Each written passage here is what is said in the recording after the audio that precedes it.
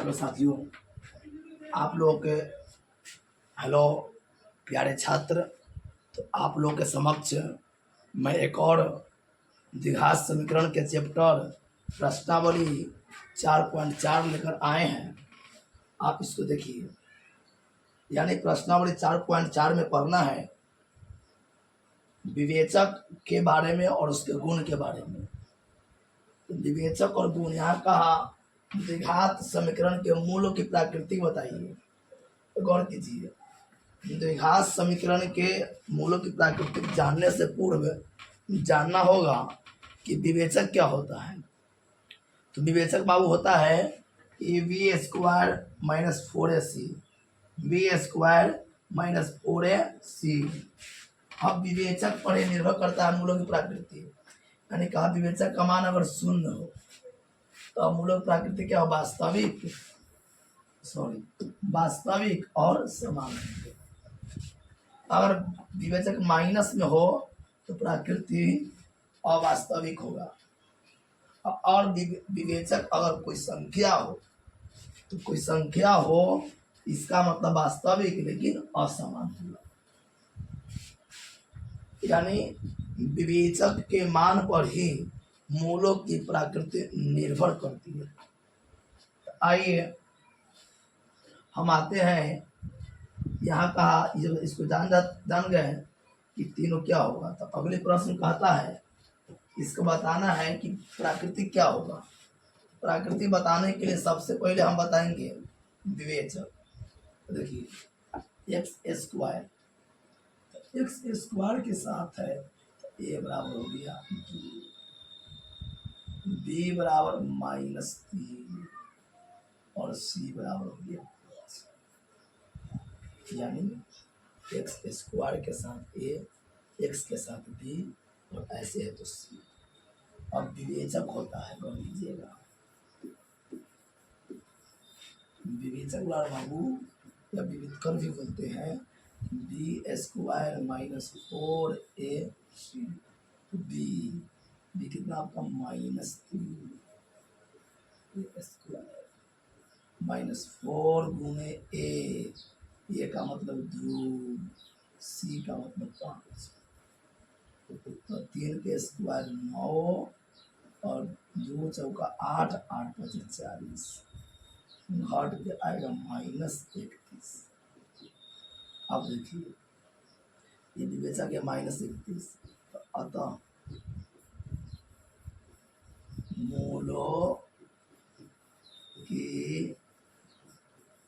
प्रकृति की हमें यह बताना है। तो गौर कीजिए, मूलों की प्रकृति क्या है, माइनस में आता है अवास्तविक होता है, लेकिन माइनस हो तो अवास्तविक, इसीलिए बाबू यहाँ मूल प्रकृति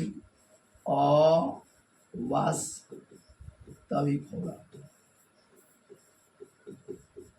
आराम से बन गया। अब सेकेंड प्रश्न आते हैं, कहा इसका बताइए प्रकृति क्या होगा। तो a बराबर 3, b बराबर हो जाएगा -4√3 और c बराबर हो गया 4। तो विवेचक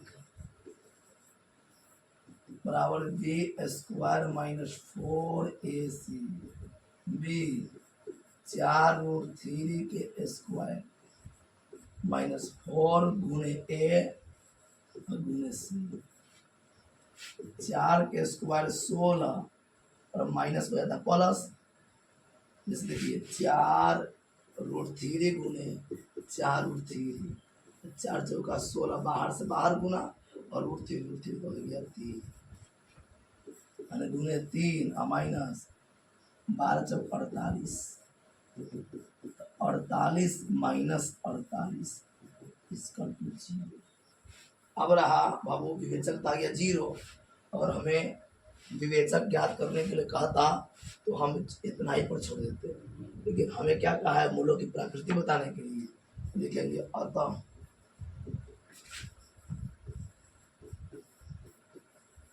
मूलों की प्रकृति वास्तविक और समान होगा।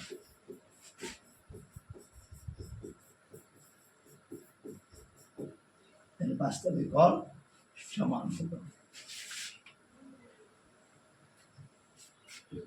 और आप लोग इसमें स्क्रीनशॉट ले लीजिए और आराम से उतार लीजिए। आइए अगले प्रश्न। अब यहाँ कहा इसका बताना है वही चीज मूलों की प्रकृति। ए बराबर 2 एक्स स्क्वायर के साथ ए निकलाएगा, बी माइनस 6 और सी हो गया 3। तो विवेचक बराबर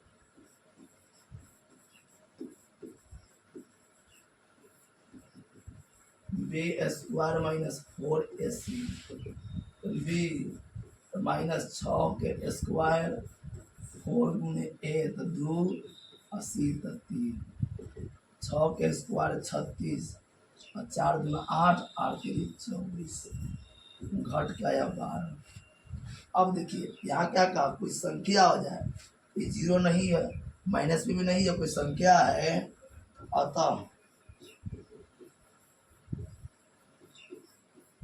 मूलों की प्रकृति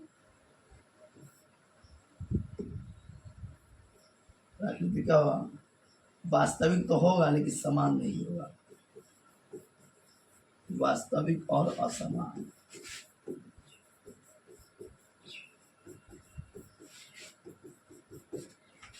इस तरह से उससे बनाते हैं, बहुत ही आसान है, थोड़ा आप लोग इसको बारीकी से देखिए।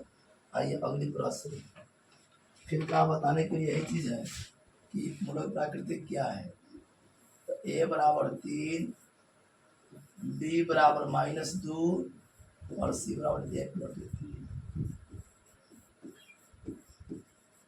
विवेचक बराबर बी स्क्वायर 4ac, बी 3 के स्क्वायर माइनस, सॉरी यहाँ तक बी है 2, -2 के स्क्वायर -4 गुने ए 3 गुने 1/3, कट गया। 2 के स्क्वायर 4 और माइनस का प्लस हो गया, 4 घट गया 0। अगर हमें विवेचक निकालना होता इस प्रश्न को हमें यहीं पर छोड़ देते। अब लेकिन अतः मूलों की प्रकृति वास्तविक और समान है।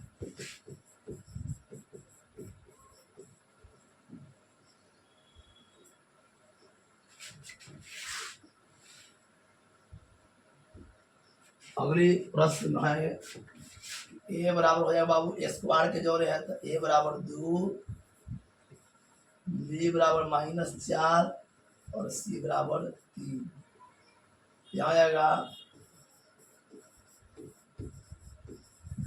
विवेचक बराबर बी स्क्वायर -4ac, -4 के स्क्वायर 4 गुने ए मतलब 2, 80 मतलब 3, 4 के स्क्वायर 16, 4 गुना 8, 8 के 24, मतलब 24 में 16 में से हो जाए तो -8 और माइनस में आ गया।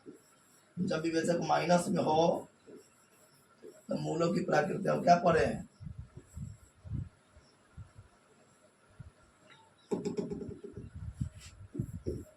मूलों की प्रकृति अवास्तविक होता है।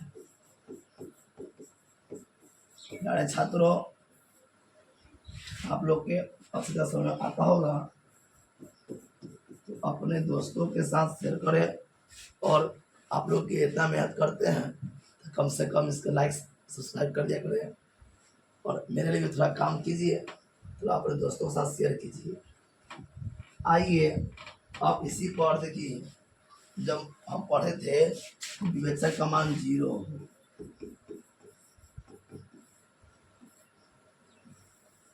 कि बी स्क्वायर -4ac बराबर 0, विवेचक का मान 0 हो तो मूल वास्तविक और समान होता है।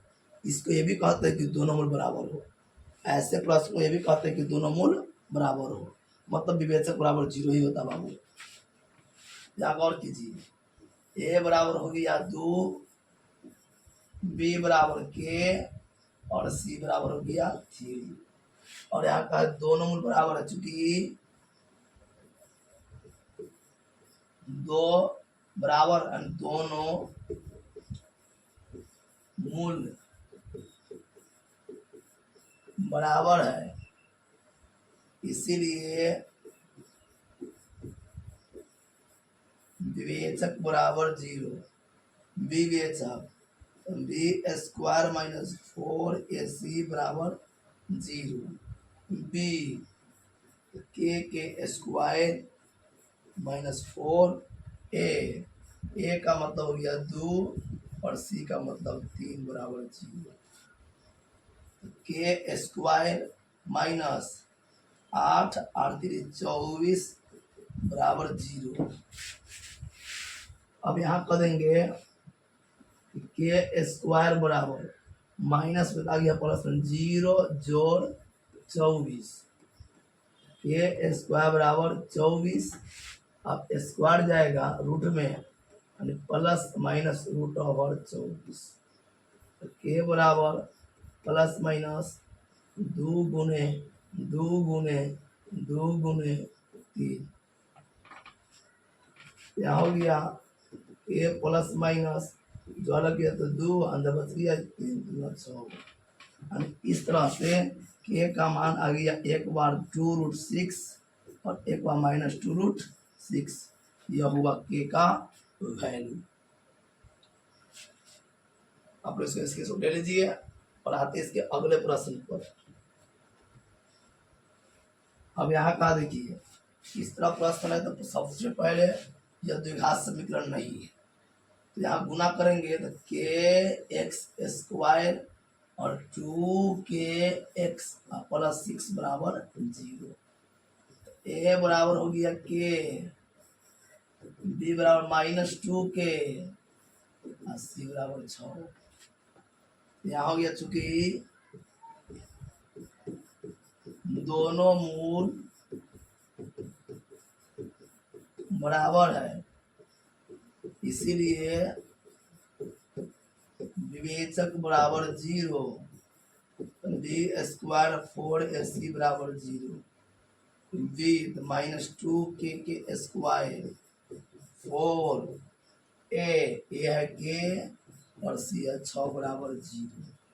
2 के स्क्वायर 4 के स्क्वायर 24 के बराबर 0। अब बाबूरा दोनों मिल रहा है 4k माइनस 6 बराबर 0। अब इस तरह के प्रश्न को बहुपद में पढ़ाए होंगे, जैसे मान जाइए हमें यह मिलता हो 4k इंटू के माइनस 6 बराबर 0 तो हम लेंगे 4k इतना बराबर 0 और k माइनस 6 बराबर 0। तो k बराबर 0/4, के बराबर हो गया 0 और यहाँ हो गया के बराबर 0 प्लस 6 के बराबर 6, यानी अतः के का जो मान आया वह 0 और 6 होगा।